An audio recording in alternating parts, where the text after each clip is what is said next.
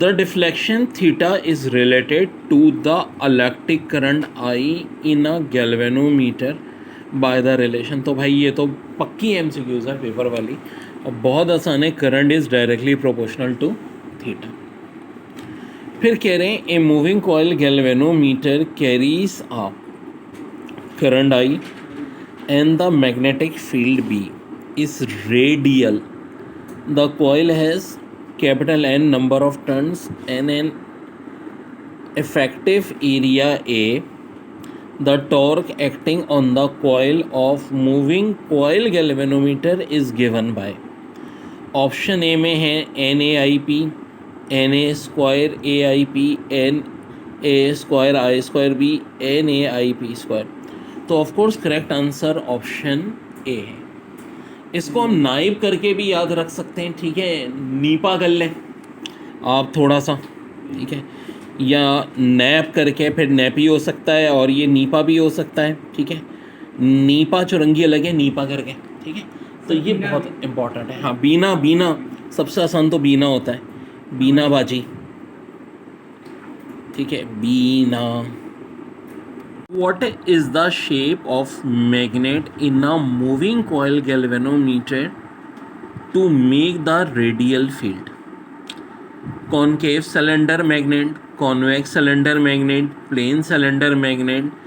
तो correct answer है concave cylinder magnet यानी ऑप्शन ए। इसके बाद phosphor bronze wire is used in the suspension because it has a option A small couple per unit twist, a large couple per unit twist, high sensitivity low conductivity. तो इसका answer है a small couple per unit twist.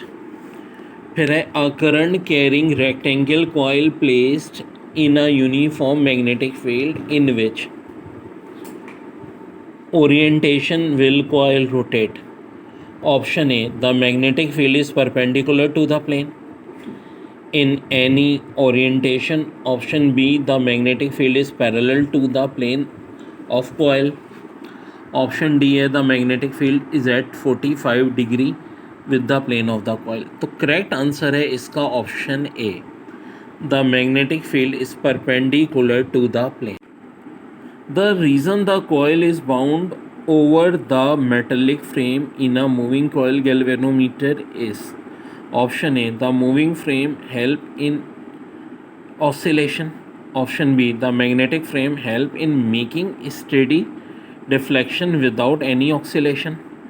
Option see the magnetic frame increase the magnetic field. D all of the above. तो of course answer है इसका option be the magnetic frame help in making steady deflection without any oscillation. फिर कह रहे हैं the deflection in moving coil galvanometer is option A directly proportional to the torsion constant.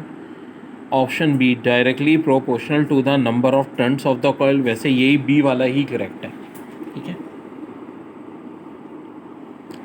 फिर है inversely proportional to the area of the coil. फिर है inversely proportional to the current flowing. तो बता चुका हूँ ऑप्शन बी करेक्ट है directly proportional to the number of turns of the coil. Okay जी, the moving the pole pieces of the magnet used in a pivoted coil galvanometer are. Option A plane surface of bar magnet, नहीं जनाब। Cylindrical surface of a horseshoe magnet, हाँ जनाब, यही correct answer है। फिर है plane surface of horseshoe magnet, cylindrical surface of horseshoe magnet. तो correct answer है cylindrical surface of horseshoe. Paper में MCQs आई थी the sensitivity of moving coil galvanometer can be increase by decreasing. Option A है the couple per unit twist of the suspension. जी हाँ, अगर आपको सेंसिटिविटी गिरानी है मूविंग कॉइल गैल्वेनोमीटर की, इंक्रीज़ करनी है यानी सेंसिटिविटी ऑफ मूविंग इंक्रीज़ करनी है, तो किस चीज़ को डिक्रीज़ करके होगी? तो करेक्ट आंसर है the couple per unit twist of the suspension, ठीक है जी। वैसे बाकी ऑप्शन भी देख लें, एक था number of turns in the coil, नहीं जी। The area of the coil, नहीं जी। और एक था द मैग्नेटिक फील्ड, नहीं जी। फिर कह रहे हैं in a plastic galvanometer the frame on which the coil is wound is non metallic, it is option A to increase the production of eddy current, नहीं ऐसा तो कुछ नहीं है, to avoid the production of eddy current, जी हाँ यही है इसका आंसर। एक ऑप्शन था to avoid the production of induce EMF, नहीं जी, to increase the production of induce EMF ना